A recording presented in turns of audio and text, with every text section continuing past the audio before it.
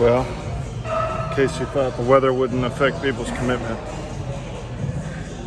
there's like not many people. I think maybe 6, 7 people in here. Normally there's 40, 50 people. But a little snow, people don't show up.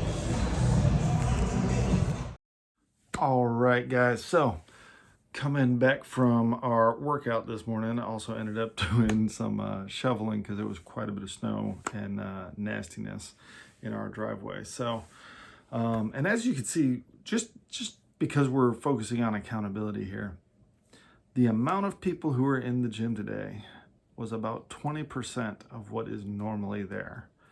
And the only thing that was changed was the weather. And so I just wanted to share that.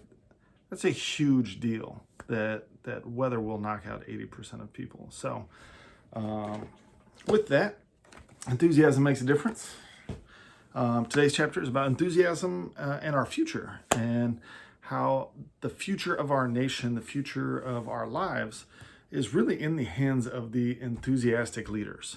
The book is a little bit older, so it was talking about in reference to some of the takeover of communism, or the dwindling communism, because it had kind of lost its enthusiasm, and people were becoming more enthusiastic about America and freedom, and they started a singing group that would jump off of the train and then just start singing, do an amazing performance, and then dip out. And it really changed the image of the youth of the day, because it showed that our youth were enthusiastic. They did care about free enterprise. They did care about moving forward. They did care about our country, the freedoms that our country holds. And that even though there were certain groups that were louder speaking for a while, that didn't mean they were the majority of the youth, and that there was a lot of young folks that were passionate about the future of our country. And I believe there still are today. So that chapter was kind of cool to look at. And then 7 Habits of Highly Effective People. Again, this book was not what I was expecting. So the first portion is about private victories. And the first section of that is to be proactive. Now, being proactive in the right areas. Now, this is something that I've talked about, and the way he organized and articulated this is so beautiful. So I'm definitely going to be using this in my conversations and in my trainings and talks, is ultimately that they have a circle of concern. These are the things that mentally, emotionally concern you. But within that, you also have a circle of influence, right? And so your circle of influence is the things that you can affect. Now, separate that, set that aside for a second. There are 3 things that determine your future, so to speak. There are three levels of reality, we'll call them. And that's the things that you have direct ability to change or affect. Then there's the second area, is the things that you indirectly have an ability to influence or affect. And then thirdly are the things that you're just never going to have control over.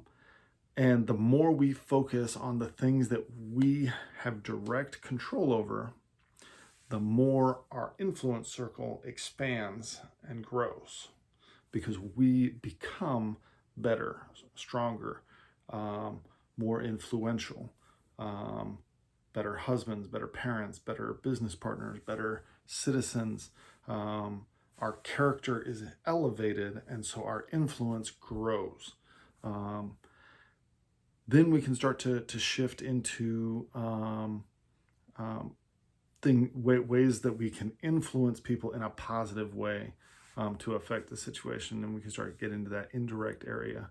But really, when it comes to the no influence section, learning to just smile and accept it and move on, kind of the Alcoholic Anonymous mantra of, God, give me the wisdom to change the things I can.